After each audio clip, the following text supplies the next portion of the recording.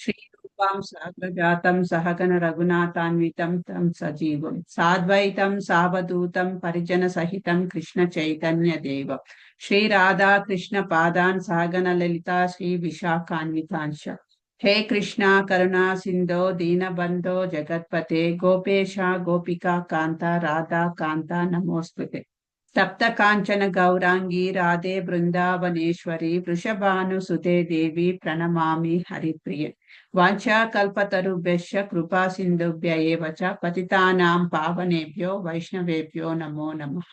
जय श्री कृष्ण चैतन्य प्रभो नित्यानंद श्री अद्वैत गदाधर श्रीवासादि गौर भक्तवृंद।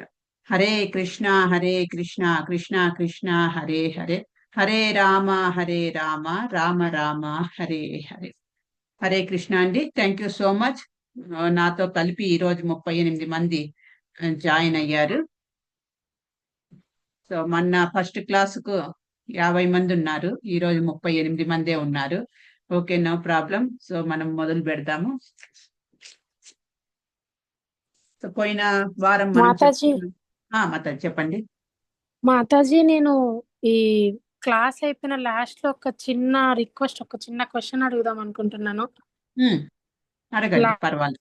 లాస్ట్ లో ముందు క్లాస్ అయిపోయిన తర్వాత చిన్న ప్రాబ్లం, అందుకని. Okay okay okay, no problem. So పోయిన వారం మనం డిస్కస్ చేశాము ఏంటి, భగవద్గీత. ఒక్క నిమిషం అండి, ఒక్క నిమిషం.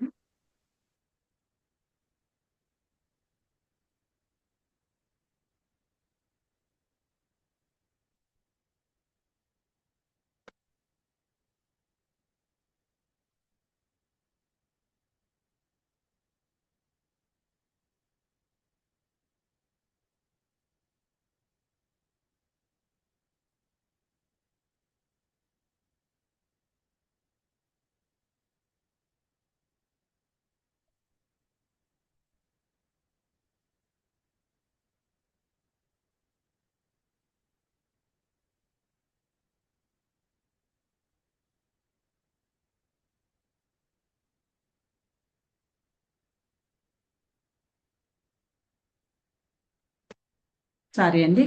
సో మనము పోయిన వారం చెప్పుకున్నాము భగవద్గీతలో ఎన్ని అధ్యాయాలు ఉన్నాయి, ఎన్ని శ్లోకాలు ఉన్నాయి, ఎంతమంది స్పీకర్స్ ఉన్నారు,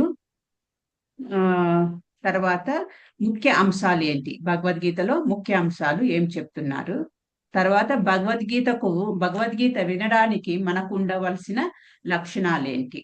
సో ఇవన్నీ డిస్కస్ చేశామన్నమాట. ఓకే, ఇప్పుడు ఎవరైనా ఒక్కరు అన్మ్యూట్ చేసుకొని చెప్తారా, భగవద్గీతలో ఎన్ని చాప్టర్స్ ఉన్నాయి?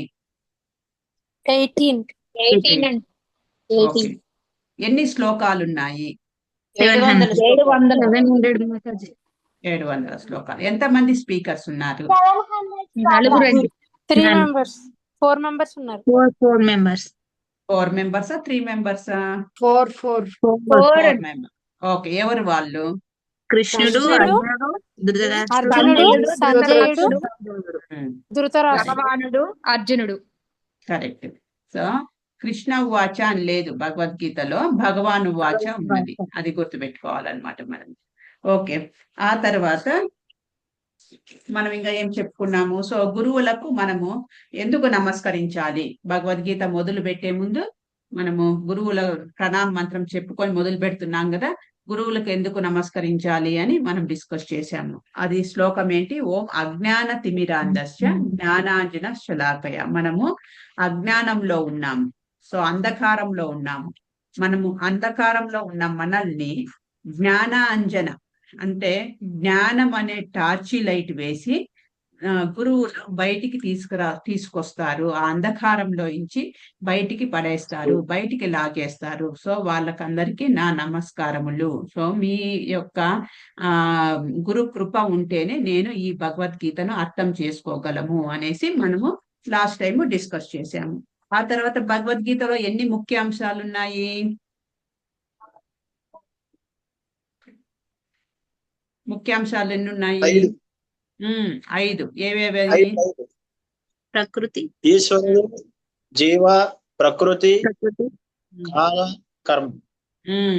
ఈశ్వర, జీవ, ప్రకృతి, కాల, కర్మ, ఈ 5 విషయాలు ఉన్నాయన్నమాట. ఈ 5 విషయాల గురించే మనము 6 రోజులు కంటిన్యూగా ఇంట్రొడక్షన్ లో చెప్పుకున్నాం అన్నమాట. తర్వాత భగవద్గీతలో మనకు ఇంకొకటి ఇంట్రొడక్షన్ లో ఏం చెప్తున్నారు, 5 రకాలైన డివోటీస్ ఉన్నారు. భక్తులు ఎవరు, శాంతరసంలో ఉన్న భక్తులు, సాఖ్యరసంలో ఉన్న భక్తులు, అది చెప్పుకున్నాం కదా. తండ్రిగా ఉన్నారు. ప్రి- సేవా స్థితిలో ఉన్న భక్తుడు, మిత్రునిగా ఉన్న భక్తుడు, తండ్రిగా లేదా తల్లిగా ఉన్న భక్తుడు, ప్రియురాలుగా ఉన్న భక్తుడు. వీళ్ళకు ఎగ్జాంపుల్ కూడా మనం చెప్పుకున్నాము. శాంత స్థితిలో ఉన్న వాళ్ళు ఎవరు, ఈ మనకు పండ్లు ఇచ్చే చెట్లైనా, పువ్వులు ఇచ్చే మొక్కలైనా అవన్నీ కూడా. సేవా స్థితిలో ఉన్న భక్తుడు ఫ్రెండ్షిప్, సేవ, సఖ్యరసము, అర్జునుడి గురించి చెప్పుకున్నాము. మిత్రుడుగా సేవా స్థితిలో ఉన్నవాడు ఈయన మన హనుమంతుడి గురించి చెప్పుకున్నాము. దాసుడు, రామదాసు, ఆయన ఎప్పుడు సేవ చేయాలి అనేసి రెడీగా ఉంటాడనమాట. వేచి చూస్తూ ఉంటాడు భగవంతుడి సేవ ఎప్పుడు దొరుకుతుంది, ఎప్పుడు చేయాలి అన్నట్టు. మిత్రునిగా ఉన్న భక్తుడు సాఖ్య, సఖా సఖా సఖా అని అంటుంటాడు కృష్ణ అర్జున్ని. భగవద్గీతలో చాలా సార్లు సఖా అని సంబోధిస్తుంటారు. ఎవరు అంటే అర్జునుడు. సో కృష్ణుని యొక్క మిత్రుడు అర్జునుడు, మిత్రునిగా ఉన్న భక్తుడు. తండ్రిగా లేదా తల్లిగా దేవకి, వసుదేవులు, నందబాబా, యశోద, నందులు, వీళ్ళందరూ. ప్రియురాలుగా ఉన్న భక్తులు గోపికలు, వీళ్ళందరూ కూడా మనము ఎగ్జాంపుల్ గా చెప్పుకున్నాం అన్నమాట. తర్వాత అర్జునుడు భగవద్గీతలో మనకు ధృవీకరిస్తున్నాడు, ఏంటి, నువ్వు భగవంతునివి అనే విషయం. ఇక్కడ అర్జున ఉవాచ శ్లోకాలు ఇంట్రొడక్షన్ లోనే చెప్పారు. 10వ అధ్యాయము 12 నుంచి 14 వరకు ఉన్న శ్లోకాలను మనకు ఇంట్రొడక్షన్ లోనే చూపించారనమాట. ఇంట్రొడక్షన్ ఉపోద్ఘాతంలో 5వ పేజీలో పరం బ్రహ్మ, పరం ధామ, పవిత్రం, పరం భవాన్, ఆ శ్లోకం. అందులో భగవంతుణ్ణి అర్జునుడు ఇలా పలుకుతున్నాడు అనమాట.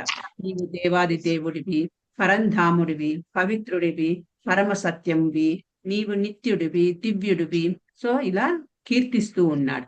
సో ఇది తర్వాత ఏం చెప్తున్నాడు శ్లోకాలలో, ఇది నేను ఒక్కరిని కాదు చెప్తున్నది, ఇంకా చాలా మంది మహాత్ములు చెప్పారు. ఎవరు, నారదుడు, అసితుడు, దేవలుడు, వ్యాసుడు, వీళ్ళందరూ కూడా, ఇలాంటి పెద్ద పెద్ద మహర్షులందరూ కూడా నిన్ను భగవంతునిగా ధృవీకరించారు. సో అందుకు నేను నిన్ను భగవంతునిగా యాక్సెప్ట్ చేస్తున్నాను అన్నట్టు అర్జునుడు చెప్తున్నాడు. సో అలా మనము కూడా ఎప్పుడైతే కృష్ణుణ్ణి భగవంతునిగా మనము స్వీకరిస్తామో, భగవంతునిగా ఎప్పుడైతే యాక్సెప్ట్ చేస్తామో, అప్పుడు ఈ భగవద్గీతను మనము అర్థం చేసుకోగలము. ఆ కృప అనేది మన మీద పడుతుంది అన్నమాట. సో అది కూడా డిస్కస్ చేశాము. ఆ తర్వాత ఇంకా ఏం డిస్కస్ చేశాము, మీకు ఎవరికైనా గుర్తుందా ఇంకా ఏ విషయాల గురించి డిస్కస్ చేశాము పోయిన మంగళవారము? గీతా మహాత్యం. గీతా మహాత్యం. థ్యాంక్ యూ మాతాజీ. గీతా మహాత్యం గురించి చెప్పాము. గీతా మహాత్యం అనేది పద్మపురాణం నుంచి తీసుకున్న శ్లోకాలు అన్నమాట, గీతా మహాత్యం శ్లోకాలు. సో పద్మపురాణం అంటే ఇద్దరి మధ్య సంవాదము. ఎవరి మధ్య సంవాదము? శివ పార్వతీల మధ్య డిస్కషన్ జరుగుతుంది. శివుడికి పార్వతి అడిగారనమాట. పార్వతీ మాత అడిగింది భగవద్గీత యొక్క మహాత్యం గురించి చెప్పమని అడిగితే, అప్పుడు శివుడు ఇది చెప్తున్నాడనమాట. ఈ శ్లోకాలన్నీ గీత, సుగీత, అది తర్వాత ఇంకా ఏమేం శ్లోకాలు ఉన్నాయి, గీతాధ్యాయన శీలస్య ప్రాణాయామ పరస్యచ నైవ నంతి పాపాని పూర్వజన్మ కృతాని చ, ఇవన్నీ కూడా మనము డిస్కస్ చేశాము. సో అంతటి మహత్యము ఉన్నది భగవద్గీతకు. సో ఈ రోజు ఒక 2 మీకు ఒక ఉదాహరణలు మనం చెప్పుకుంటూ, ఉదాహరణలకు సంబంధించిన స్టోరీ కూడా చెప్పుకుంటూ భగవద్గీతను మనం ఎందుకు చదవాలి, ఎంతటి మహత్యం ఉంది ఈ రోజుకు ఎండ్ చేసేద్దాము. భగవద్గీత మహత్యం గురించి ఎందుకు చదవాలి, ఎలాంటి మనస్తత్వంతో చదవాలి, చదివితే మనకు ఏంటి ఉపయోగాలు ఏంటి, ఇవన్నీ కూడా తెలుసుకొని ఈ రోజుతో మనకు భగవద్గీత ఇంట్రొడక్షన్ పార్ట్, భగవద్గీత మహత్యం పార్ట్ కంప్లీట్ అవుతుంది. నెక్స్ట్ మంగళవారం నుంచి మొదటి అధ్యాయము మొదటి శ్లోకం నుంచి డీటెయిల్డ్ స్టడీ స్టార్ట్ అవుతుంది అనమాట. సో సెక్షన్ వైజ్ మనం డిస్కస్ చేస్తాము. అది ఒక టైం టేబుల్ లాగా ఉంటుంది, సెక్షన్ డివిజన్. అది మీకు పోస్ట్ చేస్తాను నేను ఆ ఫోటో. సో ఈచ్ సెక్షన్ ఒక్కొక్క ప్రీచర్ వచ్చి ప్రీచింగ్ చేస్తారనమాట. సో అది మొదలయ్యేది అంటే మీకు నథింగ్ బట్ ఒక చాప్టర్ ఉంటుంది, ఒక సబ్జెక్ట్ ఉంటుంది. ఆ సబ్జెక్ట్ లో ఒక్కొక్క చాప్టర్ కు ఒక్కొక్క టీచర్ వచ్చినట్టు. స్కూళ్ళల్లో వస్తుంది, మాతాజీ మీ కాలేజీలో. వాయిస్ చాలా లోగా ఉంది. అందరికి అలాగే ఉందే, మీకు ఒక్కరికి అలా ఉందే? ఇంకొకరు ఎవరైనా కన్ఫర్మ్ చేస్తారా? మాలతి మాతాజీ మీకు కూడా లోగా అనిపిస్తుంది? లేదు, క్లియర్ గా ఉంది సార్. బానే ఉందండి. ఓకే, ఇంకా కొంచెం సౌండ్ పెంచాను నేను. అలైక్య మాతాజీ మీరు ఒకసారి చెక్ చేసుకోండి, ఇయర్ ఫోన్స్ ఏమైనా పెట్టుకో. వినిపిస్తుందండి ఇప్పుడు. Okay okay. సో ఇక్కడ మనము భౌతిక ప్రపంచంలో ఉన్నాము. భౌతిక ప్రపంచంలో మనము భౌతిక విద్యను నేర్చుకుంటున్నాము. సో ఈ భౌతిక విద్య అంతా ఏంటి, మన పొట్టకూటి కోసం అని చెప్పచ్చు అనమాట. ఈ భౌతిక విద్య ఎంత ఉన్నా ఫిజిక్స్, కెమిస్ట్రీ ఇవన్నీ నేర్చుకుంటున్నాం. Physics, chemistry, botany, zoology, history, politics ఇవన్నీ నేర్చుకుంటున్నాం కదా. ఇదంతా ఏమున్నా కూడా మన పొట్టకూటి కోసము, మనకేదో ఉద్యోగం సంపాదించుకోవడము, ఆ ఉద్యోగం వల్ల మనకు డబ్బులు నెలకు జీతం వస్తుంది, దాంతో మనము ఏదో జీవనోపాధి కోసము మనం చదువుతున్నాము. కానీ ఇందులో 100% మనకు కావాల్సిన ఆధ్యాత్మిక విద్య లభిస్తోంది అని అంటే ఆధ్యాత్మిక విద్య మనకు లభించట్లేదు అనమాట. ఆధ్యాత్మిక విద్య లభించకపోగా మనల్ని ఇంకా అదేదో మన తెలుగులో అంటారు కదా, చదువుకున్న వాడి కన్నా చాకులోడు నయము అని అంటారు చూడండి. సో చదువు పెరిగే కొద్దీ ఇంకా ఏదంటే అంటే ఆలోచన శక్తి అనేది తగ్గిపోతుంది అనమాట. ఆలోచన శక్తి, విచక్షణ శక్తి ఇవన్నీ కూడా ఇప్పుడు ఏదో నాగరికంగా మనము చాలా అభివృద్ధి చెందుతున్నాం అని అంటున్నామే కానీ యాక్చువల్ గా మనము ఇంకా దిగజారిపోతున్నాము. నాగరికత అనే పేరుతో దిగజారిపోతున్నాము. సో ఈ ప్రపంచంలో ఉన్నవి ఏమేమి చెప్తారు, ప్రపంచము కష్టము వచ్చిందనుకోండి, మనకు కష్టం ఉంటే ఆ కష్టాన్ని వదిలేయి, లేకపోతే పారిపో అని చెప్తారు. కానీ భగవద్గీత ఏం చెప్తుంది, ఆ కష్టం నుంచి, అలాంటి పరిస్థితుల నుంచి నువ్వు ఏం నేర్చుకోవాలి, సో ఆ కష్టం నీకు ఎందుకు వస్తోంది, ఆ కష్టంను నువ్వు ఎలా పరిష్కరించుకోవాలి, ఆ కష్టం నుంచి నువ్వు తీసుకోవాల్సిన గుణపాఠం ఏంటి, దీని గురించి చెప్తుంది మనకు భగవద్గీత. నెక్స్ట్ ప్రపంచం ఏం చెప్తుంది మనకు, ఈ భౌతిక జగత్తు ఫస్ట్ నువ్వు చేసే ఏమున్నా కూడా జస్ట్ డూ ఇట్. మనకి ఈవెన్ టీషర్ట్ల మీద దానిల మీద కూడా ఉంటుంది కొటేషన్, జస్ట్ డూ ఇట్, నువ్వు చేసే, ఆ తర్వాత నువ్వు అడుగు అని అంటారు. కానీ భగవద్గీత ఆ తర్వాత క్వశ్చన్స్ వెయ్యి అని అంటారు. Just do it then you question అన్నట్టు. చేసే, ఏదైతే ఏమవుతుంది చూద్దాం, తర్వాత చూసుకుందాం, చేసేయి అన్నట్టు. కానీ భగవద్గీత ఏం చెప్తుంది, ఫస్ట్ అడుగు, విచారించు, ఫస్ట్ అడుగు, ఆ తర్వాత నేర్చుకో. ఆచార్ అండ్ ప్రచార్ అది చెప్తుంది అనమాట మనకు. భగవద్గీతనే కాదు అన్ని శాస్త్రాలు కూడా. విచార్ అంటే అడుగు, క్వశ్చన్ వెయ్యి. మనకు 4th చాప్టర్ లోనే భగవద్గీతలో కృష్ణ చెప్తాడు, మనము ఒక గురువును ఎలా అప్రోచ్ అవ్వాలి, గురువును ఎలా మనము గురువు దగ్గరికి వెళ్ళేటప్పుడు మనం ఎలా ఉండాలి. తద్విద్ది పరిప్రశ్నైన పరిపాత్రైన సేవయ. సో గురువు దగ్గరికి వెళ్ళేటప్పుడు మనము వినయముతో, విధేయతతో ప్రశ్నలు అడుగుతూ, అంటే ఫస్ట్ అడుగు, ఫస్ట్ నీ డౌట్స్ బయటికి తీసుకురా, ఆ డౌట్స్ ను క్లారిఫై చేసుకో, ఆ తర్వాత వాటి నుంచి నేర్చుకున్న దాన్ని నువ్వు ఇంప్లిమెంట్ చేయి జీవితంలో, నువ్వు జీవితంలో నువ్వు ఇంప్లిమెంట్ చేసుకో అనేసి. విచార్ అంటే క్వశ్చన్, విచారించు అని అంటారు కదా, విచార్. నెక్స్ట్ ఆచార్, ఆ విచారించిన దాన్ని ఆచరించు.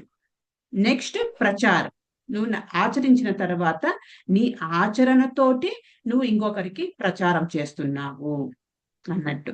ఇప్పుడు చూడండి, మనం నేర్చుకుంటున్నాము ఏంటి, భగవద్గీత చదవాలి, భగవద్గీత నేర్చుకోవాలి, హరే కృష్ణ మహామంత్రం హరే కృష్ణ మహామంత్రం చేయాలి ఉదయం లేచిన వెంటనే. సో మనము చేస్తూ చేస్తూ చేస్తూ ఉంటే, అంటే ఇంకొకరిని చూస్తాం మనం, ఎవరైనా భక్తులు, మనకు భక్తుల సాంగత్యం ఉందనుకోండి, ఆ భక్తుల సాంగత్యం ఉన్నప్పుడు భక్తులను చూస్తూ చూస్తూ చూస్తే వాళ్ళు ఎందుకు అలా చేస్తున్నారు, ఏం చేస్తున్నారు, ఎందుకు చెయ్యాలి, అది మనం క్వశ్చన్ వేస్తాం. ఒక భక్తుని దగ్గరికి వెళ్ళి, మీరు ఏం చేస్తుంటారు, మార్నింగ్ ఉదయమే మాల పట్టుకొనేమో జపం చేస్తుంటారు, ఏంటి ఆ జపము, ఎందుకు మనం జపం చేయాలి, ఇలాంటివన్నీ మీరు క్వశ్చన్ వేస్తారు. ఆ భక్తుడు చెప్తాడనమాట, ఆన్సర్స్, మీకు జవాబులు చెప్తాడు.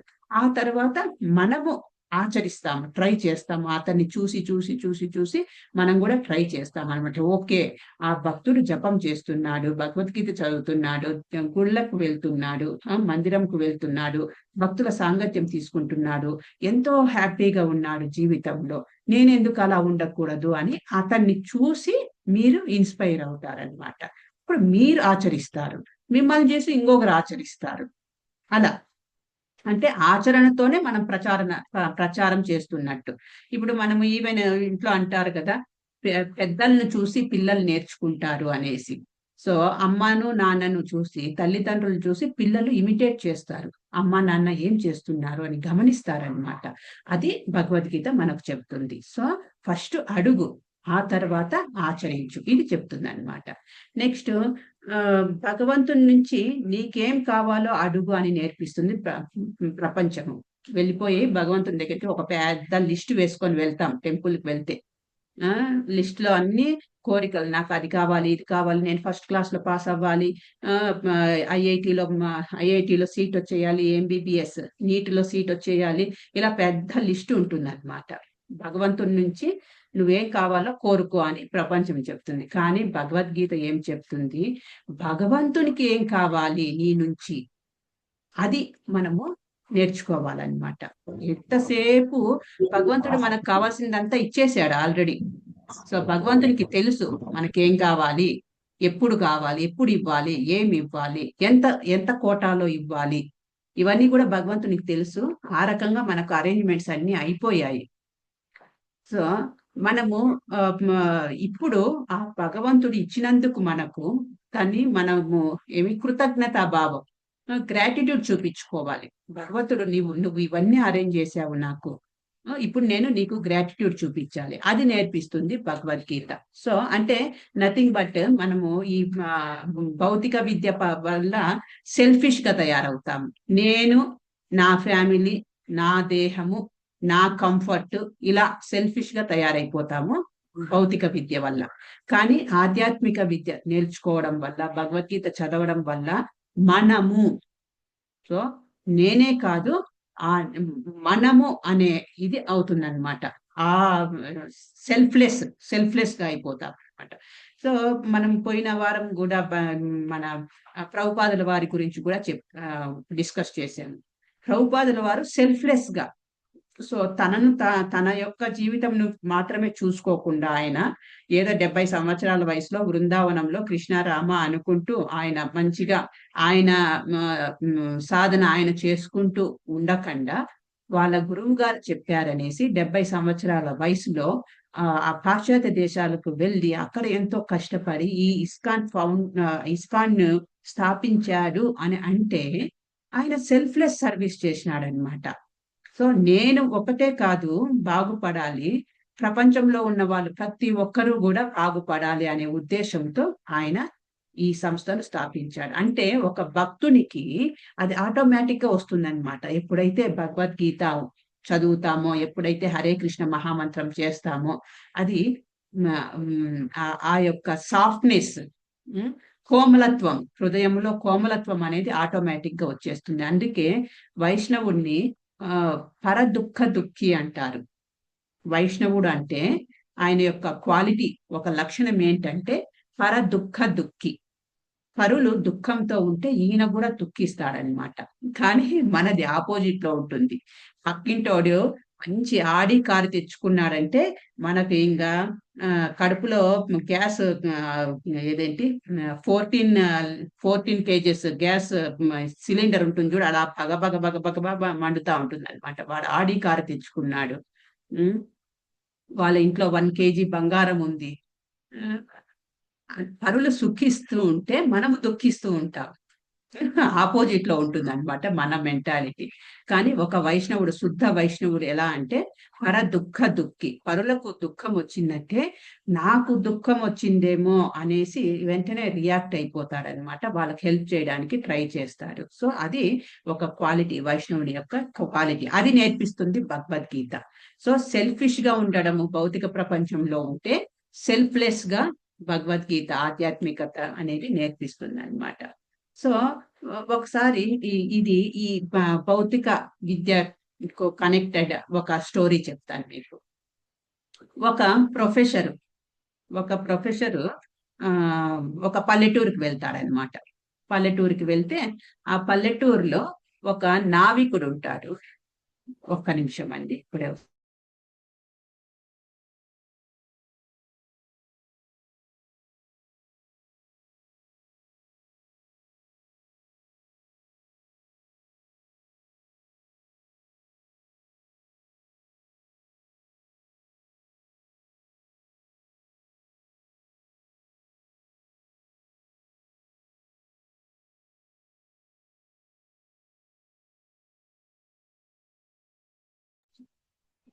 సో ఒక ప్రొఫెసర్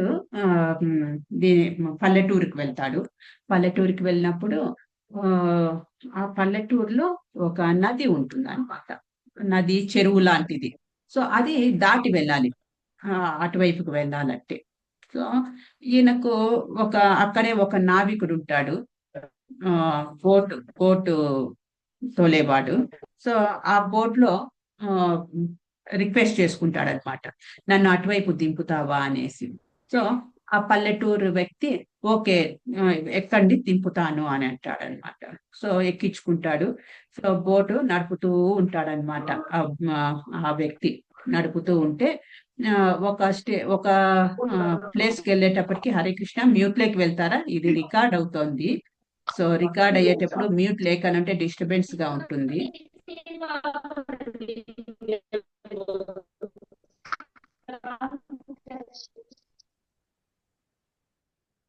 ఓకే.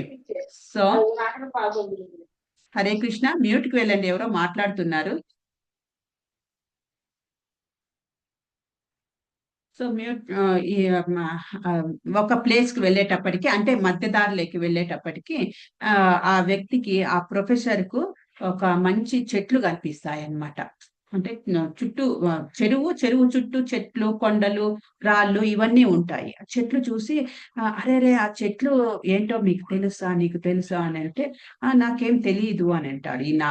ఎవరైతే బోట్ నడుపుతూ ఉంటారో. ఆ చెట్లు చాలా చాలా వాల్యుబుల్ చెట్లు, చాలా విలువైనవి. నువ్వు ఈ పల్లెటూరులోనే ఉన్నావు, ఇక్కడే తిరుగుతున్నావు, ఇక్కడే పెరుగుతున్నావు, ఆ చెట్ల గురించి, దాని విలువ గురించి తెలియదా? నీ లైఫ్ లో 25% వేస్ట్ అయిపోయింది అని అంటాడనమాట. ఓకే పర్వాలేదు అనుకొని వీడు ఏమి మాట్లాడే ఎక్కువగా. ఇంకా కొంచెం ముందుకు వెళ్తుంది బోట్లు. ఇంకా కొంచెం ముందుకు వెళ్తే అక్కడ ఒక మంచి స్టోన్, అంటే ప్రొఫెసర్ కాబట్టి ఈయన స్టోన్స్ గురించి, దాని గురించి రీసెర్చ్ చేసింటాడు కాబట్టి ఆయనకు దాని విలువ ఎంత అనేది తెలుస్తుంది అనమాట. ఆ స్టోన్ గురించి నీకు తెలుసా అని అంటే, ఆ కొండల్లో ఉన్న స్టోన్స్ దాని గురించి తెలుసా అంటే, నాకు తెలీదు అని అంటాడు ఈ నావికుడు. తెలీదు అని అంటే, అయ్యో నీదే 50% లైఫ్ పోయింది, నీకు వేస్ట్ చేసేసుకున్నావు. నువ్వు ఇదే లోకల్లో ఉంటూ ఇక్కడే పుట్టి ఇక్కడే పెరిగి దాని విలువ తెలుసుకోకుండా ఒక మూర్ఖుల్లాగా బతికినావు. 50% లైఫ్ వేస్ట్ అయిపోయింది అని అంటాడనమాట. సరే అని కామ్గా ఉంటాడు ఈ బోట్ నడిపేవాడు. ఇంకా కొంచెం ముందుకు వెళ్ళిన తర్వాత ఆ నది పైన ఆయిల్ తేలుతూ వస్తుంటుంది అనమాట. నూనె తేలుతూ వస్తుంటుంది. అప్పుడు ఈ ప్రొఫెసర్ మరీ అరుస్తాడు, బిగ్గరగా అరిచి, అరే మీ ఊర్లో ఎంత వాల్యుబుల్ అన్నీ ఉన్నాయి, చెట్లు వాల్యుబుల్ ఉన్నాయి, రాళ్ళు వాల్యుబుల్ గా ఉన్నాయి, చూడు ఈ ఆయిల్ ఎలా తేలుతుందో చూడు, ఈ చెరువు పైన ఈ ఆయిల్ గురించి తెలుసా, ఈ ఆయిల్ నమ్ముకుంటే ఎంత డబ్బు వస్తుందో నీకు తెలుసా అని అంటే, నాకేం తెలియదు అని అంటాడు ఈ వ్యక్తి. సో నీది 75% లైఫ్ వేస్ట్ అయిపోయింది నీది. నువ్వు ఒక మూర్ఖుల్లాగా ఉన్నావు. నువ్వు ఏమీ ఈ ఊర్లోనే ఉంటూ ఇంత వాల్యుబుల్ చుట్టూ పెట్టుకొని కూడా ఈ 5 రూపాయలకు 10 రూపాయలకు అటు నుంచి ఇటుకి జనాలను ట్రాన్స్ఫర్ చేసుకుంటా బతుకుతూ ఉన్నావు అనేసి అంటాడనమాట. ఆ తర్వాత కొంచెము సెంటర్లోకి వెళ్తాడు. చెరువు సెంటర్లోకి వెళ్ళేటప్పటికి మొత్తం మేఘాలు కమ్ముకుంటాయన్నమాట. ఉరుములు, మెరుపులు, వాన, పెద్ద వాన వచ్చేలాగా అయిపోతుంది అనమాట క్లైమేట్. అప్పుడు ఈ నావికుడు ఎవరైతే బోటును చేస్తుంటాడో నడుపుతుంటాడో వాడు అడుగుతాడు, నీకు ఈత వచ్చా ప్రొఫెసర్ గారు అని అడుగుతాడు అనమాట. నాకు ప్రొఫెసర్కి ఈత రాదు, సో నాకు ఈత రాదు అని అంటే, ఓకే మంచిది, ఇంకా కాసేపట్లో పెద్ద వర్షం వచ్చేలాగా ఉంది, నాదేంటి చిన్న బోట్ ఇది, వర్షం వస్తే ఆ బోట్లో నీళ్లు పడ్డాయంటే బోటు బోర్లా పడుతుంది, అప్పుడు నాకు ఈత వచ్చు, నేను శుభ్రంగా వెళ్ళిపోతాను, నీది 100% లైఫ్ వేస్ట్ పో అని చెప్పేసి వెళ్ళిపోతాడు అనమాట. వాడు దూకేసి వాడంతకు వాడు ఈదుకొని వెళ్ళిపోతాడనమాట. సో అలా ఉంటుంది మన యొక్క భౌతిక విద్య. అంటే జీవిత పరమార్థం గురించి తెలుసుకోలేము ఈ భౌతిక విద్యతో. జీవితం యొక్క గమ్యము, ఈ మనిషి జన్మ యొక్క గమ్యము, మనిషి జన్మ యొక్క ధర్మం ఏంటి, మనం ఏం చేయాలి, ఎందుకు పుట్టాము, జంతువులాగా మనము కూడా పుట్టి పెరిగి జంతువులాగా పిల్లల్ని కనడము, జంతువులాగా చనిపోవడం, ఏమి తేడా లేకుండా ఉంటే మన లైఫ్ వేస్ట్ అయిపోతుంది. ఆ లైఫ్ వేస్ట్ కాకుండా మనము ఈ వేస్ట్ కాకూడదు. మన గమ్యం ఏంటి, మనం చేరుకోవాల్సిన స్థలం ఎక్కడికి మనం చేరుకోవాలి, భగవంతుడు ఎవరు, భగవంతునికి నాకు ఏంటి సంబంధము, నేను ఎందుకు ఈ భౌతిక ప్రపంచంలో సఫర్ అవుతున్నాను, దుఃఖంలో ఉన్నాను, ఇవన్నీ దీని గురించి తెలుసుకోవడమే ఈ ఆధ్యాత్మిక విద్య. సో అదే ఎలా అయితే లైఫ్ వేస్ట్ అని ఆ ప్రొఫెసర్ చెప్తున్నాడో, చివరికి 100% లైఫ్ వేస్ట్ అయిపోయింది. ఎందుకంటే వాడు అది ఈత, వాని యొక్క ప్రాణంను కాపాడుకోవాల్సిన విద్య లేదు వాని చేతుల్లో. సో అలా మనకు ఈ భౌతిక విద్య ఎంత ఉన్నా కూడా భగవద్గీతలో ఏం చెప్పారు, భగవంతునికి మనము ఎలా సేవ చేయాలి, భగవంతునికి నాకు ఏంటి సంబంధము, ఈ మానవుని యొక్క లక్ష్యం ఏంటి, అది తెలుసుకోలేకపోతే అలా ప్రొఫెసర్ లైఫ్ ఎలా వేస్ట్ అయిపోయిందో అలా అయిపోతున్నట్టే లెక్క మనది కూడా, మన లైఫ్ కూడా. సో మన మనిషి జన్మ ఇచ్చాడంటే భగవంతుడు మనదొక దుర్లభం మానుష జన్మ, మనిషి జన్మ చాలా దుర్లభమైనది అన్నమాట. సో మనకు మనిషి జన్మ వచ్చింది ఈ భారతదేశంలో వచ్చింది అని అంటే దీని వెనకాల ఏదో ఒక పరమార్థం అనేది ఉంటుంది అని తెలుసుకోవాలన్నమాట. సో ఇలా భగవంతుడు ఎంతటి కరుణామయుడు అంటే, భగవంతుని గురించి మనం తెలుసుకుంటేనే కదా భగవద్గీత అర్థం చేసుకోగలం. ఇంకొకటి, భగవద్గీత వినాలి అంటే భగవంతుని గురించి తెలుసుకో ఉండాలి. భగవంతుని గురించి భగవంతుడు ఎంతటి కరుణామయుడు, ఆయన యొక్క కీర్తి ఏంటి, ఆయన ఎందుకు మనకు భగవద్గీత ఇస్తున్నాడు, ఇవన్నీ కూడా మనం తెలుసుకుంటే అప్పుడు మనం భగవద్గీతలోకి ఎంటర్ అయినప్పుడు మనకు చాలా ఇంట్రెస్ట్ గా ఉంటుంది అనమాట. భగవంతుడు ఎందుకు భగవద్గీతనిచ్చాడు అని అంటే, మనకు మొదటి 6 క్లాసుల్లో చెప్పుకున్నాం మనము. ఏంటి, ఇది ఒక మాన్యువల్. మనకు మనిషి జన్మకు భగవంతుడు మనిషి అనే మిషన్ ను పుట్టించాడు కాబట్టి ఆ మిషను ఎటువంటి రిపేరీలు లేకుండా, ఎటువంటి ఇబ్బందులు లేకుండా గడపాలి, ఇబ్బందులు లేకుండా నడవాలి అని అంటే ఈ భగవద్గీత మనకు భగవంతుడు ఇచ్చాడనమాట. భగవద్గీతలో మనకు అన్ని ఎలా ఆచరించాలి, ఎలా మనము ఈ లైఫ్ ని లీడ్ చేయాలి, ఈ మానవ జీవితంలో ఎలా మనము లీడ్ చేయాలి అనేది భగవద్గీతలో ఒక మాన్యువల్ లాగా ఇచ్చారనమాట. భగవద్గీత ప్రతి ఒక్కటి ఉంది భగవద్గీతలో. మనం ఎన్ని గంటలకు పండుకోవాలి, ఎన్ని గంటలకు లేయాలి, ఏమి తినాలి, ఏమి తినకూడదు, సొసైటీలో ఎలా ప్రవర్తించాలి, ఎలా ప్రవర్తించకూడదు, ఏ పని చేయాలి, ఏ పని చేయకూడదు, మనం ఎలాంటి గుణంలో ఉండాలి, సత్వగుణమా, రజోగుణమా, తమో గుణమా, సత్వగుణంలో ఉన్న వారి లక్షణాలు ఏంటి, రజోగుణంలో ఉన్న వాళ్ళ లక్షణాలు ఏంటి, తమో గుణంలో వాళ్ళు ఉన్న లక్షణాలు ఏంటి, ప్రతి ఒక్కటి కూడా భగవంతుడు ఇచ్చాడనమాట. సో అది మన అంతటి కరుణామయుడు భగవంతుడు. అంటే ఏదో పుట్టించాడు అనుకోకుండా మనం ఈ జీవితంను ఎలా గడపాలనేది కూడా చెప్పాడు భగవంతుడు. సో ఒకసారి చైతన్య మహాప్రభు, సో భగవంతుని యొక్క కలియుగ అవతారం చైతన్య మహాప్రభు, కృష్ణుని యొక్క కలియుగ అవతారం అన్నమాట. ఆయన జస్ట్ 500 సంవత్సరాల క్రిందట మాయాపూర్, కలకత్తాకు దగ్గరలో ఉన్న మాయాపూర్ అనే ఊర్లో జన్మించాడు ఆయన. సో ఎప్పుడైతే కృష్ణుని యొక్క అవతారం చాలించేసి కృష్ణుడు ఆయన యొక్క లోకానికి వెళ్ళిపోయాడు, అప్పుడు చైతన్య మహాప్రభు వచ్చాడు కలియుగం బిగినింగ్ లో. సో ఆయన భగవంతుని యొక్క అవతారమే. ఆయన వచ్చి మనల్ని ఉద్ధరించాలనేసి, ఈ కలియుగంలో ఉన్న పతితులను ఉద్ధరించాలి అనేసి మనకు హరే కృష్ణ మహామంత్రం ఇచ్చి వెళ్ళాడనమాట. హరే కృష్ణ మహామంత్రంను ఆల్ ఓవర్ ద వరల్డ్ ప్రచారం చేసి వెళ్ళాడు.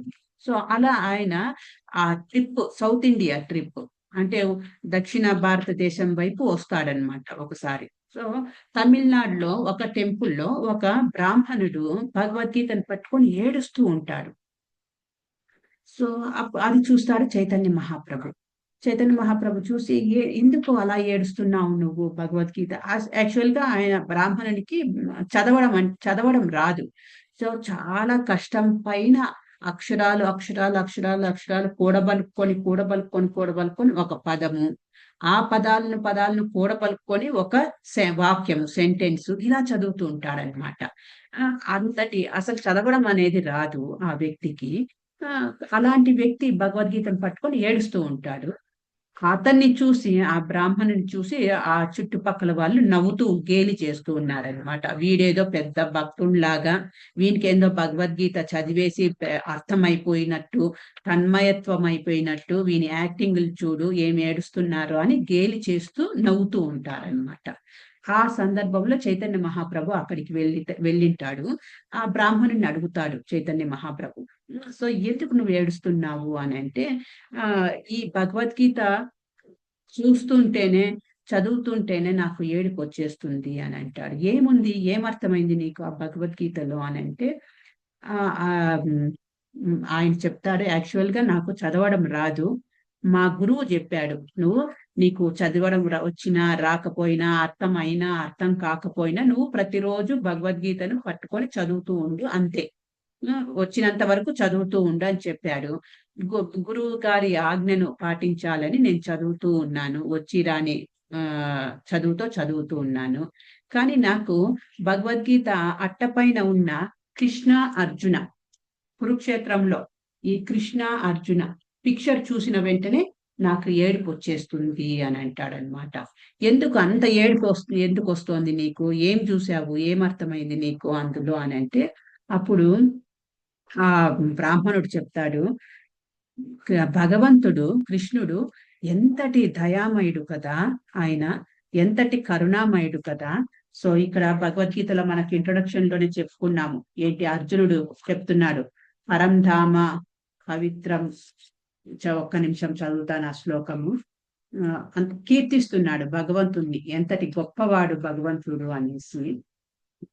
పరం బ్రహ్మ పరం ధామ పవిత్రం పరమం భవాన్, నువ్వు నిత్యుడువు, దివ్యుడువు, ఆది పురుషుడువు, పరంధాముడువి, పవిత్రుడివి, పరమ సత్యమువు, పుట్టుక లేనివాడు, మహోత్కృష్టుడివి, ఇన్ని గుణాలున్నాయి, జగన్నాథుడివి నువ్వు, జగత్పితవి, ప్రతి ఒక్క సృష్టిలో ఉన్న ప్రతి ఒక్క జీవికి నువ్వే బీజ ప్రదపిత, నువ్వు బీజాన్ని ఇచ్చిన వాడివి. సో ఇంతటి జగన్నాథుడు, ఇంత సృష్టిని సృష్టించిన వాడివి నువ్వు అర్జునునికి ఒక రథసారథిలాగా నువ్వు పని చేశావే, నువ్వు ఎంతటి కరుణాపై అంటే భక్తుడి కోసము. ఆయన ఒక డ్రైవర్ పొజిషన్ చూడండి, బిల్ గేట్స్ వచ్చి మన ఇంట్లో డ్రైవర్ గా పనిచేస్తే ఎలా ఉంటుంది, ఆయనకు అవసరం లేదు బిల్ గేట్ కు, బిల్ గేట్ ఇంకా ఇంకా ఎవరైనా రిచ్ పర్సన్ ఉన్నారు ఇప్పుడు ప్రస్తుతానికి. సో బిల్ గేట్సే అనుకుందాం, ఆయన ఎంత ధనికుడో మనకు తెలుసు. టాటా బిర్లా లేకపోతే అంబానీ వీళ్ళు వచ్చి మన ఇంట్లో కారు డ్రైవర్ గా పనిచేస్తే ఎలా ఉంటుంది? వాళ్ళు అసలు first of all car driver గా పని చేయరు, అది అసంభవము. సో అంతటి పొజిషన్ లో ఉన్న వ్యక్తి కారు డ్రైవర్ గా అంటే చీప్ పని అది వాళ్ళకు. అలాంటి ఈయన జగన్నాథుడు భగవంతుడు ఆయన కనుసన్నులతో అన్ని పనులు చేపించగలిగే వ్యక్తి అర్జునునికి వచ్చి డ్రైవర్ గా పనిచేస్తున్నాడు.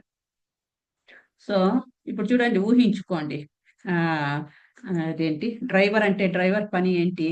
ఓనర్ వచ్చినప్పుడు డోర్ ఓపెన్ చేయాలి, ఓనర్ కూర్చున్న తర్వాత డోర్ క్లోజ్ చేయాలి, తర్వాత ఆ కారునంతా క్లీన్ చేయాలి, ఓనర్ ఎక్కడికి చెప్తే అక్కడికి కారు తీసుకొని వెళ్ళాలి. ఇది డ్రైవర్ పని.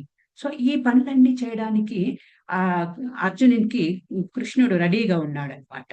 ఆ యుద్ధంలో కురుక్షేత్రంలో కృష్ణుడు రథసారథిగా పనిచేశాడు. అది తలుచుకుంటే నాకు ఆయన ఎంతటి దయామయుడు కదా, ఎంతటి కరుణామయుడు కదా, భక్తుల కోసము ఆయన పొజిషన్ నుంచి దిగి వచ్చి ఎంతటి చిన్న పొజిషన్ కైనా తీసుకోవడానికి యాక్సెప్ట్ చేయడానికి రెడీగా ఉన్నాడు. అంతటి కరుణామయుడు. అది చూస్తే, అది వింటే, అది తలుచుకుంటే, దాన్ని గుర్తు చేసుకుంటే నాకు ఏడుపు వచ్చేస్తుంది అని అంటాడనమాట. అప్పుడు చైతన్య మహాప్రభు ఇమీడియట్ గా ఆ వ్యక్తిని, ఆ బ్రాహ్మణుణ్ణి కౌగిలించుకొని హగ్ చేసుకొని, నువ్వు అసలైన భక్తుడివి, సో నీకు చదువు రాదు, అర్థం కావట్లేదు భగవద్గీతను, కానీ నువ్వు 100% కృష్ణుణ్ణి అర్థం చేసుకున్నావు అని అంటాడనమాట. సో అది అంతటి కరుణామయుడు కృష్ణుడు. మనము ఈ యొక్క గుణమును, ఈ క్వాలిటీస్ ని మనం అర్థం చేసుకున్నామంటే, కృష్ణుని యొక్క క్వాలిటీస్ ని, అప్పుడు మనం ఈజీగా భగవద్గీత చదివేటప్పుడు ఆయన ఏం చెప్తున్నాడు అనేసి మనం అర్థం చేసుకోగలం అన్నమాట. లేకపోతే మనము కృష్ణుని పైన మనకు నమ్మకం లేకపోతే భగవద్గీతను అర్థం చేసుకోవడం కష్టం. సో కృష్ణుడి పైన నమ్మకం ఉంచాలి. కృష్ణుడు ఎంతటి గొప్పవాడు, ఎంతటి దయామయుడు. ఇప్పుడు చూడండి, కొంతమంది ఉన్నారు, ఎంతటి దయామయుడు అంటే ఆయన మనం భౌతిక ప్రపంచంలో చూస్తున్నాం, సమాజంలో చూస్తున్నాము, కొంతమంది దేవుడు అంటేనే నమ్మని వాళ్ళు ఉన్నారు. దేవుడే లేడు అని చెప్పేస్తారు. ఒకవేళ ఉన్నా కూడా వాళ్ళకి ఆకారం లేదు అనేస్తారు. సో ఆ దేవుడే లేడు అనే వాళ్ళకు కూడా భగవంతుడు దేవుడు ఉన్నాడు అనే నమ్మని వాళ్ళకు కూడా దేవుడు ఏమిస్తున్నాడు? గాలి ఇస్తున్నాడు, వెలుతురిస్తున్నాడు, నీరు ఇస్తున్నాడు, తిండి ఇస్తున్నాడు. సో ఆయన ఒక్కసారి వీడు దేవుడు అనేవాడు లేడు అని అంటున్నాడు కదా, ఈ కేటగిరీ మనుషులందరూ కూడా. సో వీనికి ఒక్క సెకండ్ ఆక్సిజన్ ఇవ్వకుండా స్టాప్ చేద్దాము అనుకోవాలి దేవుడు. సో అలాంటి పక్షపాతం లేకుండా భగవంతుడు ప్రతి ఒక్కరికి కూడా చూసుకుంటున్నాడు అనమాట. దేవుడు ఉన్నాడు అనే వాళ్ళకు ఇస్తున్నాడు, దేవుడు లేడు అనే వాళ్ళకు ఇస్తున్నాడు అనమాట. భగవంతుడు నీడ్ ఏదైతే అవసరమో, వాంట్కు సంబంధం లేదనమాట భగవంతునికి. నీడ్ అంటే అవసరాలను తీరుస్తాడు, కోరికలను తీర్చడు. కోరికల దగ్గరికి వచ్చేటప్పటికి భగవంతుడు చూస్తాడు, మన క్వాలిఫికేషన్ చూస్తాడు, వీడు అర్హుడా లేడా అని చూస్తాడనమాట. సో ఇది భగవంతుని యొక్క దయామయుడు, ఎంతటి దయామయుడు, ఎంతటి కరుణామయుడు. మనకు ఒక 50 గ్రామ్స్ బంగారం ఉంటేనే మనము రెచ్చిపోతూ ఉంటాం, నాకు అంతటి బంగారం ఉంది, ఇంతటి బంగారం ఉంది, నేను కోటీశ్వరాల్ని, నా బ్యాంక్ అకౌంట్ లో ఇన్ని కోట్లు ఉన్నాయి, అన్ని కోట్లు ఉన్నాయి అనేసి. భగవంతుడు ఆయన సృష్టిలో గనులే ఉన్నాయి, బంగారం గనులు ఉన్నాయి, వజ్రాల గనులు ఉన్నాయి ఆయన సృష్టిలో. ఇంకా ఆయన ఎంత కోటీశ్వరుడు, ఆయన ఎంతటి పొజిషన్ లో ఉన్నాడు. అంతటి పొజిషన్ లో ఉన్న వ్యక్తి కూడా ఇక్కడ వచ్చి అర్జునునికి ఒక డ్రైవర్ గా పనిచేస్తున్నాడు. అంతేకాదు, మన ఈ ద్రౌపది వస్త్రాపహరణం టైంలో ద్రౌపది కేశవ అని ఒక్కసారిగా వేడుకునేటప్పటికి నువ్వు తప్ప నాకు ఇంకెవరు శరణు లేరు, నన్ను రక్షించు అనేటప్పటికీ ఆయన చీరల మీద చీరలు ఏం జస్ట్ ఆమె శరణాగతి వేడుకోయింది ఆమె. సో అలా ఎంతో మందికి భగవంతుడు తన యొక్క దయను, కరుణను, కృపను చూపిస్తూ మనకు ఎగ్జాంపుల్ గా చెప్తున్నాడు అనమాట. ఈ భగవద్గీత, భాగవతము వీటిలో అన్నిట్లోనూ మనము ఆయన యొక్క లీలలు చదివితే ఎన్నో లీలలు మనం ఇలా చెప్పుకోవచ్చు అనమాట. సో అంతటి కరుణామయుడు మనకు ఈ అవకాశము ఒక ప్రభుపాదుల వారి ద్వారా, ఇస్కాన్ ద్వారా మనకు భగవద్గీత చదువుకోవడానికి, వినడానికి ఈ ఆన్లైన్ లో మనకు అవకాశం కల్పిస్తున్నారు. సో ఆ రకంగా మనము భగవంతుణ్ణి ప్రేయర్స్ చేస్తూ నెక్స్ట్ వచ్చే మంగళవారం నుంచి భగవద్గీత మొదటి అధ్యాయం మొదటి శ్లోకంతో మొదలు పెట్టబోతున్నాం కాబట్టి మనకు పూర్తిగా అవగాహన, అర్థం చేసుకునే శక్తి భగవంతునికి ఇవ్వాలని, మన మీద ఆయన యొక్క కృప కటాక్షాలు ఉండాలి, నిన్ను అర్థం చేసుకోవాలి, నువ్వు ఏం చెప్తున్నావో భగవద్గీతలో నేను అర్థం చేసుకొని అవగాహన తెచ్చుకొని దాన్ని మనము లైఫ్ లో ఇంప్లిమెంట్ చేయాలి, నేను పాటించాలి అని వేడుకుంటాము. మంగళవారం నుంచి మొదలు పెడతాము. ఈ రోజు ఇక్కడికి స్టాప్ చేస్తున్నాను. మీకేమైనా డౌట్స్ ఉంటే